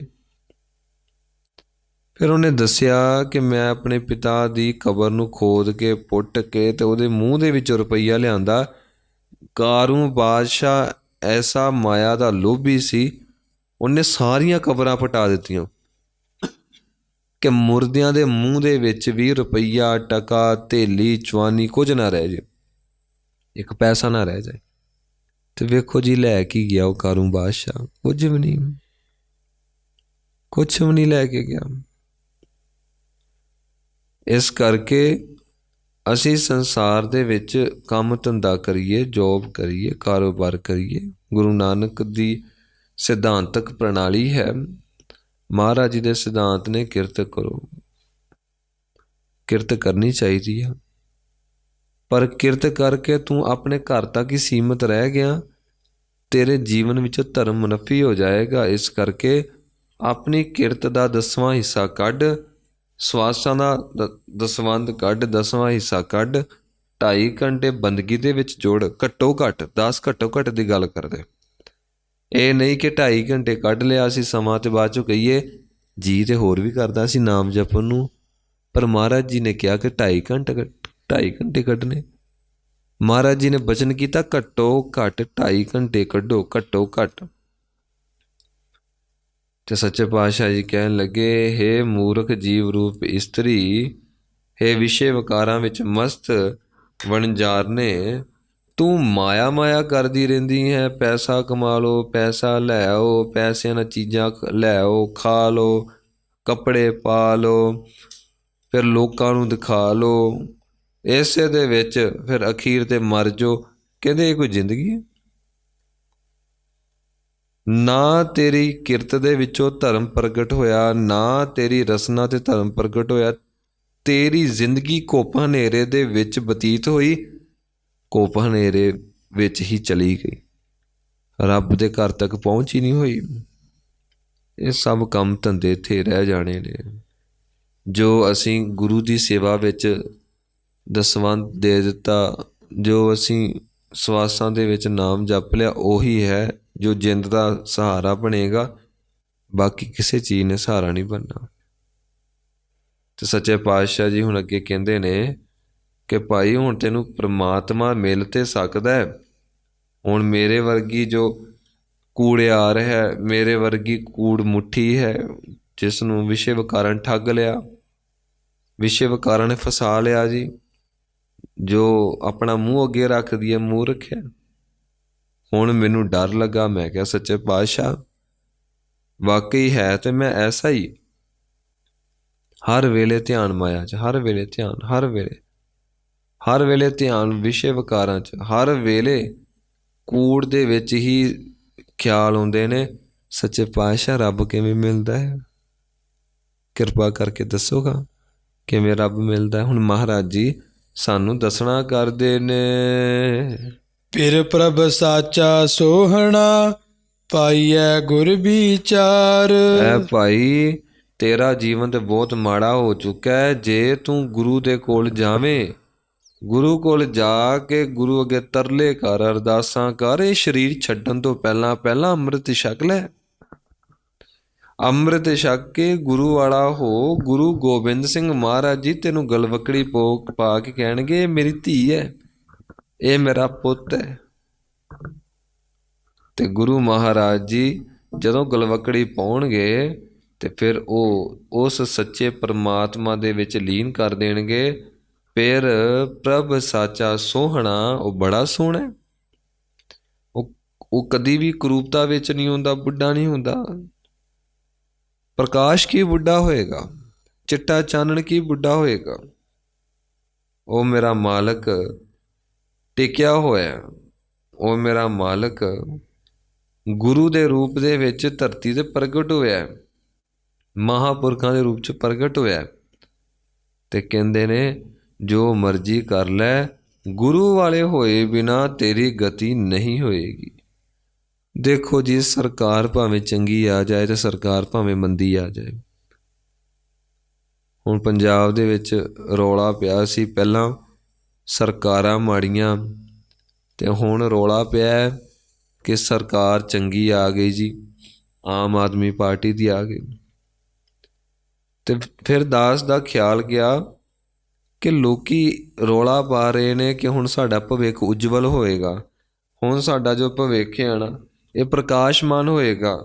ਪ੍ਰਕਾਸ਼ਮਾਨ ਦਾ ਅਰਥ ਸਾਨੂੰ ਦੁੱਖ ਕੋਈ ਨਹੀਂ ਹੋਏਗਾ, ਸਾਨੂੰ ਸੁੱਖ ਮਿਲੇਗਾ, ਸੁੱਖ ਮਿਲੇਗਾ, ਸੁੱਖ ਮਿਲੇਗਾ। ਹੁਣ ਸਾਰੇ ਪਾਸੇ ਇਹੀ ਰੌਲਾ ਹੈ, ਸੁੱਖ ਮਿਲੇਗਾ। ਪਰ ਧੰਨ ਧੰਨ ਗੁਰੂ ਗੋਬਿੰਦ ਸਿੰਘ ਮਹਾਰਾਜ ਜੀ ਦਾ ਹੁਕਮ ਹੈ, ਭਾਈ ਜਿੰਨਾ ਚਿਰ ਰੱਬ ਨਹੀਂ ਹੁੰਦਾ ਸੁੱਖ ਤੈਨੂੰ ਮਿਲ ਹੀ ਨਹੀਂ ਸਕਦਾ, ਨਹੀਂ ਮਿਲ ਸਕਦਾ ਸੁੱਖ। ਇੱਥੇ ਵੱਡੇ ਵੱਡੇ ਅਮੀਰਜ਼ਾਦੇ ਜਿੰਨੇ ਦੁਖੀ ਨੇ, ਇੰਨਾ ਦੁਖੀ ਕਦੀ ਮਜ਼ਦੂਰ ਨਹੀਂ ਦੇਖੋਗੇ। ਸਭ ਤੋਂ ਸੁਖੀ ਮਜ਼ਦੂਰ ਦੇਖਣ ਵਿੱਚ ਮਿਲਦਾ। 450 ਰੁਪਇਆ ਕਮਾਇਆ, ਛਕਿਆ, ਸੌਣ ਲੱਗਿਆ ਜੇਬ 'ਚ ਪੈਸਾ ਕੋਈ ਨਹੀਂ, ਰੱਬ ਦੇ ਆਸਰੇ ਤੇ ਆਰਾਮ ਨਾਲ ਸੌਂਦੇ ਨੇ। ਦੇਖੀਦਾ ਇੱਥੇ ਦਰਖਤ ਦੇ ਥੱਲੇ ਸੌਂ ਜਾਂਦੇ ਨੇ। ਤੇ ਜੇ ਕਹੀਦਾ ਕਿ ਤੁਸੀਂ ਦਰਖਤ ਥੱਲੇ ਸੁੱਤੇ ਹੋ, ਸੱਪ ਲੜ ਜੂ, ਉਹ ਕਹਿੰਦਾ ਨਹੀਂ, ਹਮਕੋ ਨਹੀਂ ਲੜਤਾ ਸਾਂ। ਕਿਉਂ? ਅਸੀਂ ਰਹਿੰਦੇ ਇਹਨਾਂ ਥਾਵਾਂ 'ਤੇ। ਫਿਰ ਜੇ ਆਖੀਏ ਕਿ ਤੁਸੀਂ ਇੱਥੇ ਪਏ ਜੇ, ਤੇ ਬੰਦੇ ਪੈ ਜਾਣਗੇ, ਤੁਹਾਨੂੰ ਲੁੱਟ ਲੈਣਗੇ, ਤੇ ਉਹ ਪਰਦੇਸੀ ਕਹਿੰਦੇ ਨੇ, ਕੰਮ ਕਰਨ ਵਾਲੇ ਕਹਿੰਦੇ ਨੇ, ਜੇ ਆਉਣਗੇ ਤਾਂ ਉਹਨਾਂ ਨੂੰ ਕਹਿਣਾ ਕਿ ਲੈ ਲਓ, ਜੇ ਜੇਬ 'ਚੋਂ ਕੁਝ ਨਿਕਲਦਾ, ਜਾਂ ਜੇਬਾਂ ਹੀ ਖਾਲੀ ਹੈ, ਜੇਬਾਂ ਦੇ ਵਿੱਚ ਹਵਾ ਤੋਂ ਇਲਾਵਾ ਕੁਝ ਨਹੀਂ ਨਿਕਲਣਾ, ਜੇਬਾਂ ਦੇ ਵਿੱਚ ਹਵਾ ਹੀ ਆ। ਤੇ ਉਹ ਕਹਿਣ ਲੱਗਾ, ਫਿਕਰ ਉਹਨਾਂ ਨੂੰ ਹੁੰਦੀ ਜਿਨ੍ਹਾਂ ਦੇ ਕੋਲ ਕੁਝ ਹੋਵੇ, ਆਪਣੇ ਕੋਲ ਕੁਝ ਹੈ ਨਹੀਂ, ਨਜ਼ਾਰੇ ਨਾਲ ਸੁੱਤੇ ਆ। ਕਹਿਣ ਦਾ ਅਰਥ ਇਹ ਹੈ ਕਿ ਸੁੱਖ ਸਾਨੂੰ ਕਦੀ ਸਰਕਾਰਾਂ ਨਹੀਂ ਦਿੰਦੀਆਂ, ਨਹੀਂ ਦਿੰਦੀਆਂ। ਗੁਰੂ ਨਾਨਕ ਦੇ ਸ਼ਬਦ ਵਿੱਚ ਲੀਨ ਹੋਏ ਬਿਨਾਂ, ਗੁਰੂ ਗੋਬਿੰਦ ਸਿੰਘ ਮਹਾਰਾਜ ਜੀ ਦੇ ਬਚਨ ਕਮਾਏ ਬਿਨਾਂ ਰੱਬ ਦੇ ਘਰ ਤੱਕ ਪਹੁੰਚ ਹੀ ਨਹੀਂ ਸਕਦੇ। ਤੇ ਸਰਕਾਰਾਂ ਕਦੀ ਕਿਸੇ ਦਾ ਭਲਾ ਨਹੀਂ ਕਰਦੀਆਂ, ਇਹਨਾਂ ਨੇ ਸਭ ਤੋਂ ਪਹਿਲਾਂ ਭਲਾ ਆਪਣਾ ਹੀ ਕਰਨਾ। ਸਰਕਾਰਾਂ ਦਾ ਇਹ ਸੁਭਾਅ ਹੈ। ਸਰਕਾਰ ਕਿਹਨੂੰ ਕਹਿੰਦੇ ਨੇ? ਸਰਕਾਰ ਉਸੇ ਨੂੰ ਕਹਿੰਦੇ ਨੇ ਜੋ ਸਿਰ ਦੇ ਉੱਤੇ ਚੜ੍ਹ ਕੇ ਕਾਰ ਕਰੇ, ਸਿਰ ਦੇ ਉੱਤੇ ਚੜ੍ਹ ਕੇ ਆਪਣਾ ਕੰਮ ਹੱਲ ਕਰੇ। ਤੇ ਕਦੀ ਅਸੀਂ ਇਹ ਨਹੀਂ, ਅਸੀਂ ਸ਼ਬਦ ਵਰਤੇ ਪੈਰਕਾਰ, ਮਤਲਬ ਪੈਰਾਂ ਦੇ ਵਿੱਚ, ਚਰਨਾਂ ਵਿੱਚ ਰਹਿ ਕੇ ਜੋ ਕੰਮ ਕਰੇ, ਸਿਰਕਾਰ। ਗੁਰਬਾਣੀ ਵਿੱਚ ਸਿਰਕਾਰ ਸ਼ਬਦ ਆਇਆ ਤੇ ਅਸੀਂ ਸਰਕਾਰ ਕਹਿੰਦੇ ਹਾਂ ਜੀ। ਤੇ ਇਹਦਾ ਅਰਥ ਹੀ ਦੱਸਦਾ ਹੈ ਕਿ ਸਰਕਾਰਾਂ ਕਦੀ ਕਿਸੇ ਦਾ ਭਲਾ ਨਹੀਂ ਕਰਦੀਆਂ, ਪਰ ਚਲੋ ਸੰਸਾਰਕ ਜ਼ਰੂਰਤ ਪੂਰੀ ਤੇ ਭਾਵੇਂ ਕਰ ਸਕਦੀਆਂ, ਹੈਲਪ ਕਰ ਸਕਦੀਆਂ ਨੇ, ਪਰ ਗੁਰੂ ਨਾਨਕ ਦੇਵ ਮਹਾਰਾਜ ਜੀ ਤੋਂ ਕੁਰਬਾਨ ਹੋਏ ਬਿਨਾਂ ਬਖਸ਼ਿਸ਼ ਨਹੀਂ ਹੋ ਸਕਦੀ। ਮਹਾਰਾਜ ਜੀ ਕਹਿੰਦੇ ਨੇ, ਚਾਹੀਦਾ ਰੱਬ ਤੇ ਫਿਰ ਤੂੰ ਗੁਰੂ ਧਾਰਨਾ ਕਰ, ਗੁਰੂ ਵਾਲਾ ਹੋ, ਗੁਰੂ ਕਾ ਸ਼ਬਦ ਜਪ, ਤੇਰੇ ਉੱਤੇ ਬਖਸ਼ਿਸ਼ ਹੋਵੇਗੀ। ਰਹਾਉ ਵਿਸ਼ਰਾਮ ਦਿੰਦੇ ਹੋਏ ਕਿਰਪਾ ਕੀਤੀ। ਮਨ ਮੁਖ ਕੰਤ ਨਾ ਪਛਾਣਈ, ਤਿਨ ਕਿਉ ਰਹਿਣ ਵਿਹਾਏ। ਜੋ ਮਨਮੁਖ ਜੀਵ ਰੂਪ ਇਸਤਰੀਆਂ ਨੇ, ਮਨ ਦੇ ਪਿੱਛੇ ਤੁਰਦੀਆਂ ਨੇ, ਉਹਨਾਂ ਨੂੰ ਕਦੀ ਵੀ ਉਸ ਪਰਮਾਤਮਾ ਦੇ ਦਰਸ਼ਨ ਨਹੀਂ ਹੁੰਦੇ। ਉਹਨਾਂ ਦੀ ਜੋ ਜ਼ਿੰਦਗੀ ਦੀ ਰਾਤ ਹੈ, ਉਹ ਇਸ ਤਰ੍ਹਾਂ ਬਤੀਤ ਹੁੰਦੀ ਹੈ ਜਿਵੇਂ ਰਾਤ ਨੂੰ ਕੋਈ ਚੀਕ ਚਿਹਾੜਾ ਪਾਵੇ, ਸਰੀਰ ਉਹਦਾ ਦਰਦ ਹੁੰਦਾ ਹੋਵੇ, ਸਰੀਰ ਉੱਤੇ ਬੜੇ ਬੜੇ ਜ਼ਖਮ ਹੋਏ ਹੋਣ, ਤੇ ਜਦੋਂ ਮਲਮ ਲਾਈ ਜਾਵੇ ਤੇ ਮਲਮ ਇੰਜ ਮਹਿਸੂਸ ਹੋਵੇ ਜਿਵੇਂ ਮਿਰਚਾਂ ਲਾ ਦਿੱਤੀਆਂ। ਤੇ ਜਿਹਦਾ ਪੂਰਾ ਸਰੀਰ ਫੱਟਾਂ ਦੇ ਨਾਲ, ਜ਼ਖਮਾਂ ਦੇ ਨਾਲ ਭਰਿਆ, ਉਸਨੂੰ ਰਾਤ ਨੂੰ ਨੀਂਦ ਕਿਵੇਂ ਆ ਸਕਦੀ ਹੈ? ਇਸੇ ਤਰ੍ਹਾਂ ਜਿਨ੍ਹਾਂ ਦੇ ਜੀਵਨ ਦੇ ਵਿੱਚ ਵਿਸ਼ੇ ਵਿਕਾਰਾਂ ਨੇ ਚੋਟਾਂ ਲਾਈਆਂ ਨੇ, ਵਿਸ਼ੇ ਵਿਕਾਰਾਂ ਦੀਆਂ ਸੱਟਾਂ, ਜ਼ਖਮ ਹੋਏ ਨੇ, ਉਹ ਰਾਤ ਭਾਵ ਕਿ ਜੀਵਨ ਦੀ ਰਾਤ ਵਿੱਚ ਉਹ ਕਦੀ ਸੁੱਖ ਨਹੀਂ ਮਾਣਦੀਆਂ, ਦੁਖੀ ਹੀ ਰਹਿੰਦੀਆਂ ਨੇ। ਗਰਭ ਅਟਿਆ ਤ੍ਰਿਸ਼ਨਾ ਜਲ ਹੈ, ਦੁਖ ਪਾਵ ਹੈ ਦੂਜੈ ਭਾਏ। ਇੱਥੇ ਗਰਭ, ਅਸੀਂ ਇਸ ਨੂੰ ਬੜੇ ਧਿਆਨ ਨਾਲ ਪੜ੍ਹਾਂਗੇ। ਗਰਭ, ਦੋ ਸ਼ਬਦ ਨੇ, ਇੱਕ ਹੈ ਗਰਭ, ਇਹ ਜੋ ਲਿਖਿਆ, ਇੱਕ ਹੈ ਗਰਭ। ਜੋ ਗਰਭ ਆ, ਆਪਾਂ ਇੱਕਦਮ ਪੜ੍ਹਦੇ, ਇਹਦਾ ਅਰਥ ਆ ਪੇਟ ਦੇ ਅੰਦਰ, ਉਹ ਹੈ ਗਰਭ। ਤੇ ਇਹ ਜੋ ਸ਼ਬਦ ਹੈ ਗਰਭ, ਇਹਦਾ ਅਰਥ ਹੈ ਹੰਕਾਰ। ਗਰਭ ਅਟਿਆ, ਇਹ ਅਟਿਆ ਦਾ ਅਰਥ ਹੁੰਦਾ ਹੈ, ਆਪ ਜੀ ਨਾ ਪੁਰਾਤਨ ਸਮੇਂ ਦੀ ਭਾਸ਼ਾ ਦੇਖੋ। ਪੁਰਾਤਨ ਸਮੇਂ ਦੇ ਵਿੱਚ ਭਾਸ਼ਾ ਵਰਤੀ ਜਾਂਦੀ ਸੀ ਕਿ ਇਹ ਪਿਆਲੀ ਕਿਤਨੀ ਕੁ ਹੈ। ਹੁਣ ਸਾਹਮਣੇ ਇੱਕ ਸੁਰਾਹੀ ਹੈ, ਉਹਦੇ ਵਿੱਚ ਸ਼ਰਬਤ ਪਾਇਆ ਹੋਇਆ, ਤੇ ਸ਼ਬਦ ਵਰਤੇ ਜਾਂਦੇ ਸਨ, ਇਹ ਸੁਰਾਹੀ ਅੱਧੀ ਹੈ, ਪੌਣੀ ਹੈ, ਤੇ ਅੱਗੋਂ ਸ਼ਬਦ ਵਰਤਿਆ ਜਾਂਦਾ ਸੀ ਕਿ ਇਹ ਸੁਰਾਹੀ ਅੱਟੀ ਹੈ। ਅੱਟੀ ਦਾ ਅਰਥ ਨੱਕੋ ਨੱਕ ਭਰੀ ਹੋਈ, ਉੱਪਰ ਤੱਕ ਭਰੀ ਹੋਈ ਹੈ। ਇੱਥੇ ਕਹਿ ਰਹੇ ਨੇ ਗਰਭ ਅਟਿਆ, ਜੋ ਹੰਕਾਰ ਦੇ ਵਿੱਚ ਜੀਵ ਰੂਪ ਇਸਤਰੀਆਂ ਭਰੀਆਂ ਪਈਆਂ ਨੇ। ਤ੍ਰਿਸ਼ਨਾ ਜਲ ਹੈ, ਜੋ ਤ੍ਰਿਸ਼ਨਾ ਦੀ ਅੱਗ ਵਿੱਚ ਸੜਦੀਆਂ ਨੇ। ਦੁੱਖ ਪਾਵਹਿ ਦੂਜੈ ਭਾਏ, ਉਹਨਾਂ ਦਾ ਧਿਆਨ ਰੱਬ ਨੂੰ ਛੱਡ ਕੇ, ਗੁਰੂ ਨੂੰ ਛੱਡ ਕੇ, ਸਿਮਰਨ ਨੂੰ ਛੱਡ ਕੇ ਸੰਸਾਰ ਦੇ ਵਿੱਚ ਹੈ। ਇਹਨਾਂ ਨੂੰ ਦੁੱਖ ਹੀ ਦੁੱਖ ਮਿਲੇਗਾ, ਕਿਉਂਕਿ ਹੰਕਾਰ ਦੇ ਵਿੱਚ ਰਹਿ ਕੇ ਤੇ ਤ੍ਰਿਸ਼ਨਾ ਦੀ ਅੱਗ ਦੇ ਵਿੱਚ ਸੜ ਕੇ ਕਿਸੇ ਨੂੰ ਸੁੱਖ ਨਹੀਂ ਮਿਲਦਾ।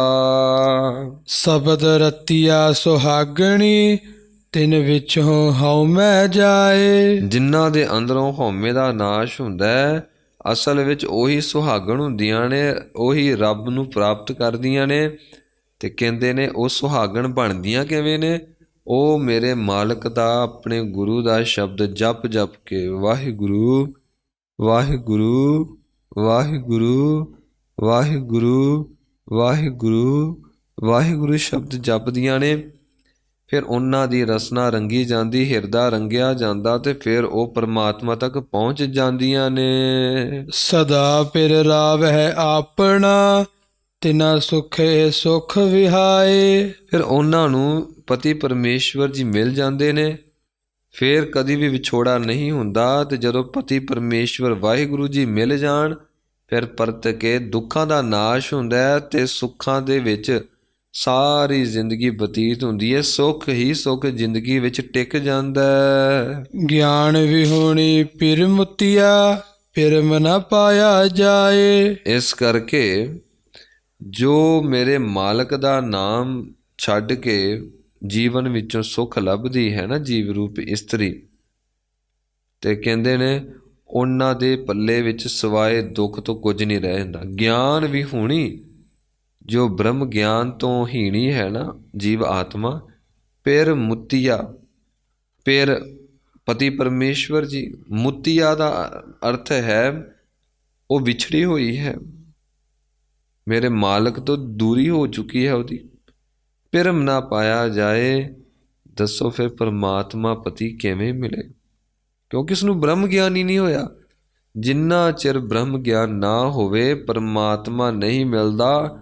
ਬ੍ਰਹਮ ਗਿਆਨ ਤੋਂ ਬਿਨਾਂ ਵਿਛੋੜਾ ਬਣਿਆ ਰਹਿੰਦਾ। ਅਗਿਆਨ ਮਤੀ ਅੰਧੇਰ ਹੈ, ਬਿਨ ਪਿਰ ਦੇਖੇ ਭੁੱਖ ਨਾ ਜਾਏ। ਜਿੰਨਾ ਚਿਰ ਗੁਰੂ ਵਾਲੇ ਹੋ ਕੇ ਸਿਮਰਨ ਕਰਦੇ ਨਹੀਂ, ਉਹਨਾਂ ਚਿਰ ਪਰਮਾਤਮਾ ਦੇ ਦਰਸ਼ਨ ਹੁੰਦੇ ਨਹੀਂ। ਤੇ ਜਿੰਨਾ ਚਿਰ ਦਰਸ਼ਨ ਹੁੰਦੇ ਨਹੀਂ, ਉਹਨਾਂ ਚਿਰ ਜੀਵਨ ਦੇ ਵਿੱਚ ਘੁੱਪ ਹਨੇਰਾ ਰਹਿੰਦਾ। ਤੇ ਉਹ ਘੁੱਪ ਹਨੇਰਾ ਕਿਉਂ ਰਹਿੰਦਾ? ਕਿਉਂਕਿ ਮਹਾ ਅਗਿਆਨ ਦੇ ਵਿੱਚ ਉਹ ਜੀਵ ਰੂਪ ਇਸਤਰੀ ਮਸਤੀ ਹੋਈ ਹੈ। ਉਹਦਾ ਸਾਰਾ ਧਿਆਨ ਹੀ ਉਹਦੇ ਵਿੱਚ ਹੈ, ਵਿਸ਼ੇ ਵਿਕਾਰਾਂ ਵੱਲ ਧਿਆਨ ਹੈ, ਸਵਾਰਥ ਵਿੱਚ ਧਿਆਨ ਹੈ, ਸੰਸਾਰੀ ਵਸਤੂਆਂ 'ਚ ਧਿਆਨ ਹੈ। ਤੇ ਜਿਹਦੀਆਂ ਅੱਖਾਂ ਦੇ ਵਿੱਚ ਸੰਸਾਰ ਦੀ ਲਿਸ਼ਕ ਪੁਸ਼ਕ ਸਮਾ ਗਈ ਹੋਵੇ, ਜਿਹਦੇ ਨੇਤਰਾਂ ਵਿੱਚ ਪਰਾਇਆ ਤਨ ਤੇ ਪਰਾਇਆ ਧਨ ਹੋਵੇ, ਪਰਾਇਆ ਰੂਪ ਰੰਗ ਉਹਦੀਆਂ ਅੱਖਾਂ ਵਿੱਚ ਵਸ ਚੁੱਕਾ ਹੋਵੇ, ਉਹਨਾਂ ਅੱਖਾਂ ਦੇ ਵਿੱਚ ਮੇਰੇ ਮਾਲਕ ਦੇ ਦਰਸ਼ਨ ਸਮਾਉਂਦੇ ਨਹੀਂ ਨੇ। ਆਵੋ ਮਿਲੋ ਸਹੇਲੀ ਹੋ, ਮੈਂ ਪਿਰ ਦੇਹੋ ਮਿਲਾਏ। ਇਸ ਕਰਕੇ ਹੇ ਨਾਮ ਜਪਣ ਵਾਲਿਓ ਸਹੇਲਿਓ, ਹੇ ਜੀਵ ਰੂਪ ਇਸਤਰੀਓ, ਆਓ ਮੈਨੂੰ ਆ ਕੇ ਮਿਲੋ, ਮੈਨੂੰ ਅਸੀਸ ਦਿਓ, ਮੈਂ ਪਿਰ ਦੇਹੋ ਮਿਲਾਏ। ਇਹ ਦੇਖੋ ਸੱਚੇ ਪਾਤਸ਼ਾਹ ਜੀ ਧੰਨ ਧੰਨ ਸ਼੍ਰੀ ਗੁਰੂ ਅਮਰਦਾਸ ਮਹਾਰਾਜ ਜੀ ਕਿਰਪਾ ਕਰਦੇ ਨੇ। ਭਾਈ ਜੋ ਸੰਤ ਮਹਾਂਪੁਰਖ ਰੱਬ ਨਾਲ ਮਿਲੇ ਹੁੰਦੇ ਨੇ, ਉਹ ਤੈਨੂੰ ਮਿਲਾ ਸਕਦੇ ਨੇ। ਇਸ ਕਰਕੇ ਅਰਦਾਸ ਕਰ, ਆਵੋ ਹੇ ਪਰਮਾਤਮਾ ਦਾ ਨਾਮ ਜਪਣ ਵਾਲਿਓ, ਰੱਬ ਦੇ ਘਰ ਤੱਕ ਪਹੁੰਚੇ ਹੋਇਓ, ਰੱਬ ਤੱਕ ਪਹੁੰਚ ਕਰਨ ਵਾਲਿਓ, ਤੁਸੀਂ ਆਓ ਫਿਰ ਮੈਨੂੰ ਮਿਲੋ। ਤੇ ਅੱਗੇ ਸ਼ਬਦ ਵਰਤਿਆ ਸਹੇਲੀ ਹੋ। ਸਹੇਲੀ ਹੋ ਦਾ ਅਰਥ ਹੈ ਕਿ ਮੇਰਾ ਤੁਹਾਡੇ ਨਾਲ ਪਿਆਰ ਹੈ, ਮੇਰਾ ਤੁਹਾਡੇ ਨਾਲ ਨੇਹ ਹੈ, ਮੈਂ ਤੁਹਾਨੂੰ ਆਪਣਾ ਜਾਣਦਾ ਹਾਂ। ਮੈਂ ਫਿਰ ਦੇਹੋ ਮਿਲਾਏ, ਤੁਸੀਂ ਮਿਲ ਚੁੱਕੀਆਂ ਹੋ, ਮੈਨੂੰ ਵੀ ਮਿਲਾ ਦਿਓ। ਤੁਸੀਂ ਬ੍ਰਹਮ ਗਿਆਨ ਹਾਸਲ ਕਰ ਲਿਆ, ਮੈਨੂੰ ਵੀ ਕਰਾ ਦਿਓ। ਤੁਸੀਂ ਹੁਣ ਰੱਬੀ ਰੰਗ ਮਾਣਦੀਆਂ ਪਈਆਂ ਹੋ, ਮੈਂ ਵੀ ਮਾਣਾ। ਕਿਰਪਾ ਕਰੋ ਮੈਨੂੰ ਪਰਮਾਤਮਾ ਮਿਲਾ ਦਿਓ ਖਾਂ। ਸੁਣਿਆ ਜਦੋਂ ਮਿਲ ਜਾਂਦਾ ਫਿਰ ਸਾਰੇ ਸੁੱਖ ਪ੍ਰਾਪਤ ਹੋ ਜਾਂਦੇ ਨੇ। ਤੇ ਅੱਗੋਂ ਜੀਵ ਰੂਪ ਇਸਤਰੀਆਂ ਪਤਾ ਕੀ ਕਹਿੰਦੀਆਂ ਨੇ ਜੀ, ਜੋ ਮਿਲੀਆਂ ਹੋਈਆਂ ਨੇ ਉਹਨਾਂ ਨੇ ਢੰਗ ਤਰੀਕਾ ਦੱਸਿਆ ਕਿ ਤੈਨੂੰ ਰੱਬ ਮਿਲ ਸਕਦਾ ਹੈ ਤੇ ਤੂੰ ਅਰਦਾਸ ਕਰ। ਕੀ ਅਰਦਾਸ ਕਰ? ਸਤਿਗੁਰੂ ਸਮਝਾਉਂਦੇ ਨੇ, ਪੂਰੈ ਭਾਗ ਸਤਿਗੁਰ ਮਿਲੈ, ਫਿਰ ਪਾਇਆ ਸਚ ਸਮਾਏ। ਭਾਈ ਅਰਦਾਸ ਕਰ ਪਰਮਾਤਮਾ ਦੇ ਅੱਗੇ ਤੈਨੂੰ ਗੁਰੂ ਮਿਲੇ ਪੂਰਾ। ਜਦੋਂ ਪੂਰਾ ਗੁਰੂ ਮਿਲ ਗਿਆ ਤੇ ਸਮਝ ਲਵੀਂ ਤੇਰੇ ਵੱਡੇ ਭਾਗ ਨੇ। ਪੂਰਾ ਭਾਗ ਸਤਿਗੁਰੂ ਮਿਲੈ, ਬੜੇ ਉੱਚੇ ਬੜੇ ਸੁੱਚੇ ਬੜੇ ਵੱਡੇ ਭਾਗ ਹੋਣ, ਪੂਰੀ ਕਿਰਪਾ ਹੋਵੇ ਉਸ ਪਰਮਾਤਮਾ ਦੀ, ਫੇਰ ਪੂਰਨ ਗੁਰੂ ਮਿਲਦਾ। ਫਿਰ ਪਾਇਆ ਸੱਚ ਸਮਾਏ, ਫਿਰ ਤੈਨੂੰ ਗੁਰੂ ਮਿਲ ਗਿਆ। ਗੁਰੂ ਨੇ ਸ਼ਬਦ ਦੇਣਾ, ਸ਼ਬਦ ਦਾ ਜਾਪ ਕਰਨਾ, ਫਿਰ ਤੈਨੂੰ ਪਰਮਾਤਮਾ ਮਿਲ ਜਾਏਗਾ, ਤੂੰ ਪਰਮਾਤਮਾ ਵਿੱਚ ਸਮਾ ਜਾਵੇਂਗਾ। ਸੇ ਸਹੀਆ ਸੁਹਾਗਣੀ, ਜਿਨ ਕੋ ਨਦਰ ਕਰੇ। ਤੇ ਜੋ ਗੁਰੂ ਵਾਲੀਆਂ ਹੋ ਜਾਂਦੀਆਂ ਨੇ ਜੀਵ ਰੂਪ ਇਸਤਰੀਆਂ, ਉਹਨਾਂ ਦੇ ਉੱਤੇ ਮੇਰੇ ਮਾਲਕ ਦੀ ਕਿਰਪਾ ਦੀ ਨਿਗਾਹ ਹੁੰਦੀ ਹੈ। ਜਿਨ੍ਹਾਂ ਉੱਤੇ ਕਿਰਪਾ ਹੁੰਦੀ ਹੈ, ਨਜ਼ਰੇ ਇਨਾਇਤ ਹੁੰਦੀ ਹੈ, ਕਹਿੰਦੇ ਨੇ ਉਹੀ ਜੀਵ ਰੂਪ ਇਸਤਰੀਆਂ ਭਾਗਾਂ ਵਾਲੀਆਂ ਹੁੰਦੀਆਂ ਨੇ। ਉਹੀ ਜੀਵ ਰੂਪ ਇਸਤਰੀਆਂ ਧਨਤਾ ਯੋਗ ਨੇ। ਮੈਂ ਉਹਨਾਂ ਨੂੰ ਮੱਥਾ ਟੇਕਦਾ ਹਾਂ। ਖਸਮ ਪਛਾਣ ਹੈ ਆਪਣਾ, ਤਨ ਮਨ ਆਗਿਆ ਦੇ। ਤੇ ਇਹ ਵੀ ਬਚਨ ਕੀਤਾ, ਉਹਨਾਂ ਨੂੰ ਦਰਸ਼ਨ ਤਾਂ ਹੁੰਦੇ ਨੇ, ਪਰਮਾਤਮਾ ਮਿਲਦਾ ਤਾਂ ਜੇ ਉਹ ਆਪਣਾ ਤਨ ਗੁਰੂ ਅੱਗੇ ਰੱਖ ਦਿੰਦੀਆਂ ਨੇ, ਮਨ ਉਹ ਵੀ ਗੁਰੂ ਅੱਗੇ ਰੱਖ ਦਿੰਦੀਆਂ ਨੇ। ਹੁਣ ਤਨ ਮਨ ਰੱਖਣ ਦਾ ਕੀ ਅਰਥ ਹੈ? ਤਨ ਮਨ ਰੱਖਣ ਦਾ ਅਰਥ ਹੈ ਕਿ ਗੁਰੂ ਸਾਨੂੰ ਕਹਿੰਦਾ ਹੈ ਭਾਈ ਸਰੀਰ ਦੁਆਰਾ ਤੂੰ ਕੰਮ ਕਰਨਾ ਹੈ। ਉਹ ਕੰਮ ਕਰਨ ਤੋਂ ਬਾਅਦ ਤੂੰ ਇਹ ਧਿਆਨ ਰੱਖਣਾ ਹੈ ਕਿ ਭਾਈ ਇਹ ਕਿਰਤ ਸੁੱਚੀ ਹੈ ਕਿ ਨਹੀਂ ਸੁੱਚੀ। ਤੂੰ ਆਪਣੇ ਤਨ ਦੇ ਵਿੱਚ ਦੇਖੀ, ਝਾਤ ਮਾਰੀ, ਕੀ ਤੇਰੇ ਤਨ ਨੇ ਵਾਹਿਗੁਰੂ ਵਾਹਿਗੁਰੂ ਕੀਤਾ? ਕੀ ਤੇਰਾ ਸਰੀਰ ਗੁਰੂ ਕੇ ਦਰਸ਼ਨਾਂ ਵਾਲੇ ਪਾਸੇ ਗਿਆ? ਕੀ ਗੁਰਸਿੱਖਾਂ ਨੂੰ ਗਲਵੱਕੜੀ ਪਾਈ? ਕੀ ਗੁਰਸਿੱਖਾਂ ਦੇ ਚਰਨਾਂ ਦੀ ਸੇਵਾ ਕੀਤੀ? ਕੀ ਤੂੰ ਕਦੀ ਰੁਮਾਲੇ ਸਾਹਿਬ ਗੁਰੂ ਮਹਾਰਾਜ ਜੀ ਦੇ ਕਦੀ ਤੂੰ ਸੇਵਾ ਦੇ ਅਧੀਨ, ਕਦੀ ਪ੍ਰੇਮ ਦੇ ਵਸ, ਕਦੀ ਮਹਾਰਾਜ ਜੀ ਦੀ ਸੇਵਾ ਕੀਤੀ? ਕਦੀ ਪ੍ਰਕਾਸ਼ ਦੀ, ਕਦੀ ਸੁਖਾਸਨ ਸਾਹਿਬ ਦੀ, ਕਦੀ ਤੂੰ ਗੁਰੂ ਘਰ ਝਾੜੂ ਮਾਰਿਆ? ਗੁਰੂ ਮਹਾਰਾਜ ਜੀ ਦਾ ਬਚਨ, ਤਨ ਸੁੱਚਾ ਹੋਵੇਗਾ ਜੇਕਰ ਗੁਰੂ ਦੀ ਆਗਿਆ ਵਿੱਚ ਚੱਲਾਂਗੇ। ਮਨ ਸੁੱਚਾ ਹੋਵੇਗਾ ਜੇ ਗੁਰੂ ਦੀ ਆਗਿਆ ਵਿੱਚ ਚੱਲਾਂਗੇ। ਤੇ ਜਿਸ ਵੇਲੇ ਗੁਰੂ ਆਖੇਗਾ ਕਿ ਭਾਈ ਤੇਰੀ ਕਿਰਤ ਕੈਸੀ, ਅਸੀਂ ਕਹਿਣਾ ਜੀ ਸ਼ੁੱਧ ਕਿਰਤ, ਪਵਿੱਤਰ ਕਿਰਤ। ਮਹਾਰਾਜ ਜੀ ਨੇ ਕਹਿਣਾ ਭਾਈ ਦਸਵੰਧ ਕੱਢਣਾ, ਨਹੀਂ ਮਹਾਰਾਜ ਜੀ। ਫਿਰ ਕਹਿਣ ਲੱਗੇ ਤੇਰੀ ਕਿਰਤ ਸੁੱਚੀ ਨਹੀਂ। ਜਿਹੜੀ ਕਿਰਤ ਵਿੱਚ ਤੇਰੇ ਗੁਰੂ ਦੀ ਯਾਦ ਹੀ ਨਹੀਂ, ਜਿਹੜੀ ਕਿਰਤ ਦੇ ਵਿੱਚ ਤੇਰੇ ਗੁਰੂ ਕਾ ਸ਼ਬਦ ਹੀ ਨਹੀਂ, ਜਿਹੜੀ ਕਿਰਤ ਵਿੱਚ ਤੇਰੇ ਗੁਰੂ ਦਾ ਦਸਵੰਧ ਹੀ ਨਹੀਂ, ਉਹ ਕਿਰਤ ਦੁੱਖਾਂ ਰੋਗਾਂ ਤੇ ਤੇਰੇ ਅੰਦਰ ਐਂਗਜ਼ਾਇਟੀ ਡਿਪਰੈਸ਼ਨ ਨੂੰ ਪੈਦਾ ਕਰੇਗੀ। ਤੇ ਉਹ ਮਨ ਜਿਹਦੇ ਵਿੱਚ ਮਲੀਨ ਫੁਰਨੇ ਨੇ, ਮਾੜੇ ਫੁਰਨੇ ਨੇ, ਵਿਸ਼ੇ ਵਿਕਾਰਾਂ ਵਾਲੇ ਫੁਰਨੇ ਨੇ, ਉਹ ਮਨ ਵੀ ਪ੍ਰਵਾਨ ਨਹੀਂ, ਉਹ ਤਨ ਵੀ ਪ੍ਰਵਾਨ ਨਹੀਂ, ਉਹ ਕਮਾਈ ਵੀ ਪ੍ਰਵਾਨ ਨਹੀਂ। ਤੇ ਮਹਾਰਾਜ ਜੀ ਕਹਿੰਦੇ ਨੇ ਤਨ ਮਨ ਆਗਿਆ ਦੇ। ਇਸ ਨੂੰ ਦੇ ਨਹੀਂ ਕਹਿਣਾ, ਦੇ ਈੜੀ ਨੂੰ ਸਿਹਾਰੀ ਹੈ, ਦੱਦੇ ਨੂੰ ਲਾਂ ਈੜੀ ਨੂੰ ਸਿਹਾਰੀ। ਸੱਚੇ ਪਾਤਸ਼ਾਹ ਜੀ ਕਿਰਪਾ ਵਰਤਾਉਂਦੇ ਪਏ ਨੇ। ਜਿਸ ਤਰ੍ਹਾਂ ਗੁਰੂ ਦੀ ਆਗਿਆ ਹੋਵੇ ਉਸੇ ਤਰ੍ਹਾਂ ਤੂੰ ਆਪਾ ਭਾਵ ਸਮਰਪਿਤ ਕਰਨ ਵਾਸਤੇ ਅੱਗੇ ਹੋ। ਤੇਰੀਆਂ ਕੁਲਾਂ ਦਾ ਉਧਾਰ ਹੋਵੇਗਾ, ਤੈਨੂੰ ਪਰਮਾਤਮਾ ਮਿਲ ਜਾਵੇਗਾ। ਘਰ ਵਰ ਪਾਇਆ ਆਪਣਾ, ਹਉਮੈ ਦੂਰ ਕਰੇ। ਉਹ ਜੀਵ ਰੂਪ ਇਸਤਰੀਆਂ ਦੇ ਅੰਦਰੋਂ ਹਉਮੈ ਦਾ ਨਾਸ਼ ਹੁੰਦਾ ਹੈ। ਉਹਨਾਂ ਦੇ ਅੰਦਰੋਂ ਜੋ ਆਪਣੇ ਗੁਰੂ ਕੇ ਸ਼ਬਦ ਨੂੰ ਦਿਨ ਰਾਤ ਵਾਹਿਗੁਰੂ ਵਾਹਿਗੁਰੂ ਵਾਹਿਗੁਰੂ ਜਪਦੀਆਂ ਨੇ, ਗੁਰੂ ਮਹਾਰਾਜ ਨੂੰ ਹਾਜ਼ਰ ਨਾਜ਼ਰ ਜਾਣਦੀਆਂ ਨੇ, ਫਿਰ ਉਹਨਾਂ ਦੇ ਹਿਰਦੇ ਦੇ ਘਰ ਵਿੱਚ ਉਹ ਮੇਰਾ ਮਾਲਕ ਵਰ ਦੇ ਰੂਪ ਦੇ ਵਿੱਚ ਪ੍ਰਗਟ ਹੋ ਜਾਂਦਾ ਹੈ। ਘਰ ਵਰ ਪਾਇਆ ਆਪਣਾ, ਹਉਮੈ ਦੂਰ ਕਰੇ। ਉਹਨਾਂ ਦੀ ਹਉਮੈ ਦਾ ਨਾਸ਼ ਹੋ ਜਾਂਦਾ ਕਿਉਂਕਿ ਪਰਮਾਤਮਾ ਹਿਰਦੇ ਵਿੱਚ ਪ੍ਰਗਟ ਹੋ ਜਾਂਦਾ। ਨਾਨਕ ਸੋਭਾਵੰਤੀਆ ਸੁਹਾਗਣੀ, ਅਨ ਦਿਨ ਭਗਤ ਕਰੇ। ਉਹ ਉੱਚੀ ਸ਼ੋਭਾ ਵਾਲੀਆਂ ਨੇ, ਉਹ ਵੱਡਿਆਂ ਭਾਗਾਂ ਵਾਲੀਆਂ ਨੇ, ਜੋ ਗੁਰੂ ਵਾਲੀਆਂ ਹੋ ਗਈਆਂ, ਜੋ ਗੁਰੂ ਵਾਲੀਆਂ ਹੋ ਕੇ ਗੁਰੂ ਦੀ ਅਸੀਮ ਸ਼ਕਤੀ ਗੁਰਮੰਤਰ ਨੂੰ ਆਪਣੀ ਝੋਲੀ ਵਿੱਚ ਪਵਾ ਕੇ ਗੁਰਮੰਤਰ ਦਾ ਆਸਰਾ ਲੈ ਲਿਆ, ਗੁਰੂ ਕੇ ਸ਼ਬਦ ਦਾ ਜਾਪ ਸ਼ੁਰੂ ਕੀਤਾ, ਉਹੀ ਸੁਹਾਗਣ ਹੋਈਆਂ, ਉਹੀ ਸ਼ੋਭਾਵੰਤੀ ਹੋਈਆਂ ਜਿਨ੍ਹਾਂ ਨੇ ਕਰਮ ਆਪਣੇ ਜੀਵਨ ਵਿੱਚ ਧਾਰਨ ਕੀਤਾ। ਅਨ ਦਿਨ ਭਗਤ ਕਰੇ, ਉਹਨਾਂ ਨੇ ਦਿਨ ਰਾਤ ਸਵਾਸ ਸਵਾਸ ਭਗਤੀ ਕੀਤੀ, ਉਹ ਭਗਤੀ ਕਰਦੀਆਂ ਨੇ। ਭੁੱਲਾਂ ਚੁੱਕਾਂ ਦੀ ਖਿਮਾ ਸਾਧ ਸੰਗਤ ਜੀ, ਆਓ ਆਪਾਂ ਮਹਾਰਾਜ ਜੀ ਦੇ ਚਰਨਾਂ 'ਚ ਤਰਲਾ ਕਰੀਏ। ਸੱਚੇ ਪਾਤਸ਼ਾਹ, ਇਸ ਜੀਵਨ ਦੇ ਅੰਤ ਹੋਣ ਤੋਂ ਪਹਿਲਾਂ ਆਪ ਜੀ ਕਿਰਪਾ ਕਰੋ, ਸਾਨੂੰ ਗੁਰੂ ਦੀ ਬਖਸ਼ਿਸ਼ ਕਰਵਾਓ, ਅਸੀਂ ਗੁਰੂ ਵਾਲੇ ਹੋਈਏ, ਅੰਮ੍ਰਿਤ ਛਕੀਏ, ਨਿਤਨੇਮੀ ਦੇ ਸਿਮਰਨ ਦੇ ਧਾਰਨੀ ਹੋਈਏ, ਹਰ ਤਰ੍ਹਾਂ ਨਾਲ ਮਹਾਰਾਜ ਜੀ ਦਾ ਬਚਨ ਮੰਨੀਏ।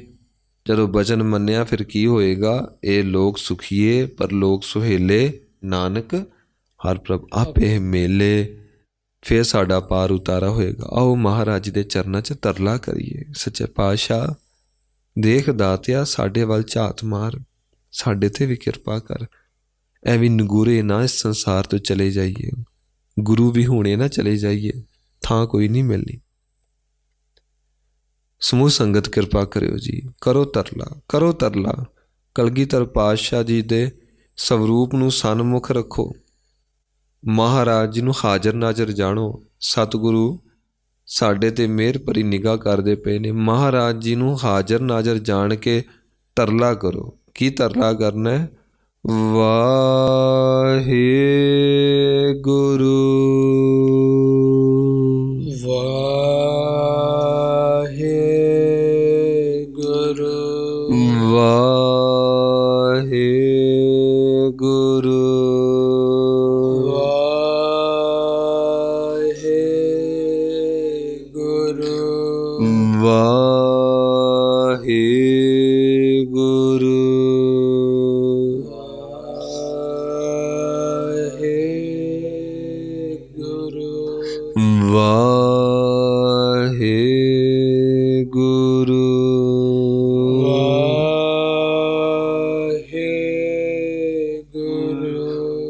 ਵਾਹਿਗੁਰੂ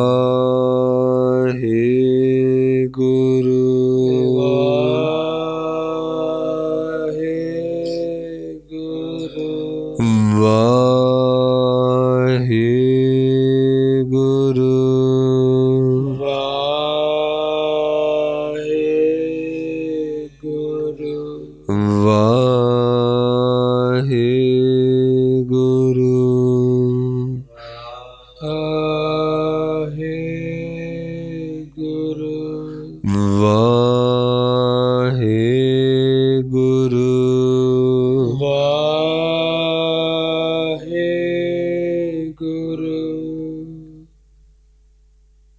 ਵਾਹਿਗੁਰੂ ਵਾਹਿਗੁਰੂ ਸੱਚੇ ਪਾਤਸ਼ਾਹ ਕਲਗੀਧਰ ਪਾਤਸ਼ਾਹ ਸਾਨੂੰ ਬਖਸ਼ ਲਓ। ਸੱਚੇ ਪਾਤਸ਼ਾਹ ਸਾਨੂੰ ਬਖਸ਼ ਲਓ, ਬਖਸ਼ ਲਓ ਦਾਤਾ ਜੀ, ਸਾਨੂੰ ਬਖਸ਼ ਲਓ, ਚਰਨਾਂ ਨਾਲ ਜੋੜ ਲਓ। ਸੱਚੇ ਪਾਤਸ਼ਾਹ ਅੰਮ੍ਰਿਤ ਦਾਤ ਬਖਸ਼ ਕੇ ਨਾਮ ਸਿਮਰਨ ਕਮਾਈ ਦੀ ਦਾਤ ਬਖਸ਼ਿਸ਼ ਕਰੋ। ਦਾਤਿਆ ਆਪ ਜੀ ਦੇ ਬਚਨਾਂ 'ਤੇ ਆਪ ਹੀ ਪੈਰਾ ਆਪ ਜੀ ਦਵਾਓ, ਸਾਡੇ ਵਿੱਚ ਵਸੋ ਰਸੋ ਸਮਾ ਜਾਓ। ਮਹਾਰਾਜ ਕਿਰਪਾ ਕਰੋ, ਮਹਾਰਾਜ ਕਿਰਪਾ ਕਰੋ। ਭੁੱਲਾਂ ਚੁੱਕਾਂ ਦੀ ਖਿਮਾ ਸਾਧ ਸੰਗਤ ਜੀ, ਸਮੂਹ ਸੰਗਤ ਬਖਸ਼ ਲਿਓ, ਬਖਸ਼ ਲਿਓ, ਬਖਸ਼ ਲਿਓ, ਬਖਸ਼ ਲਿਓ। ਕੋਟਾਨ ਕੋਟ ਮਹਾਰਾਜ ਜੀ ਦਾ ਧੰਨਵਾਦ। ਮਹਾਰਾਜ ਜੀ ਆਪਣੀ ਸਿਫਤ ਸਲਾਹ ਆਪ ਹੀ ਕਰਾ ਲੈਂਦੇ ਨੇ, ਵੱਡੇ ਭਾਗ ਬਖਸ਼ਦੇ ਨੇ। ਜੋ ਅਸੀਂ ਸੁਣਦੇ ਹਾਂ ਕਿੰਨੇ ਵੱਡੇ ਭਾਗ ਨੇ, ਬਿਆਨ ਨਹੀਂ ਕੀਤੇ ਜਾ ਸਕਦੇ। ਬਖਸ਼ ਲਓ, ਬਖਸ਼ ਲਓ, ਬਖਸ਼ ਲਓ। ਸੱਚੇ ਪਾਤਸ਼ਾਹ ਬਖਸ਼ ਲਓ, ਸੰਗਤ ਜੀ ਬਖਸ਼ ਲਓ। ਭੁੱਲਾਂ ਚੁੱਕਾਂ ਦੀ ਖਿਮਾ ਜੀ। ਆਓ ਅੰਤਲੀਆਂ ਪੰਕਤੀਆਂ ਪੜ੍ਹਦੇ ਹੋਏ ਸਮਾਪਤੀ ਕਰਨ ਦਾ ਯਤਨ ਕਰੀਏ। ਘਰ ਵਰ ਪਾਇਆ ਆਪਣਾ, ਹਉ ਮੈਂ ਦੂਰ ਕਰੇ, ਨਾਨਕ ਸੋਭਾਵੰਤੀਆ ਸੁਹਾਗਣੀ, ਅਨ ਦਿਨ ਭਗਤ ਕਰੇ।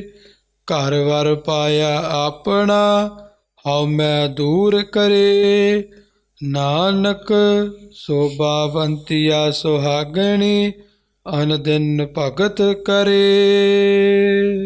ਵਾਹਿਗੁਰੂ ਜੀ ਕਾ ਖਾਲਸਾ, ਵਾਹਿਗੁਰੂ ਜੀ ਕੀ ਫਤਿਹ।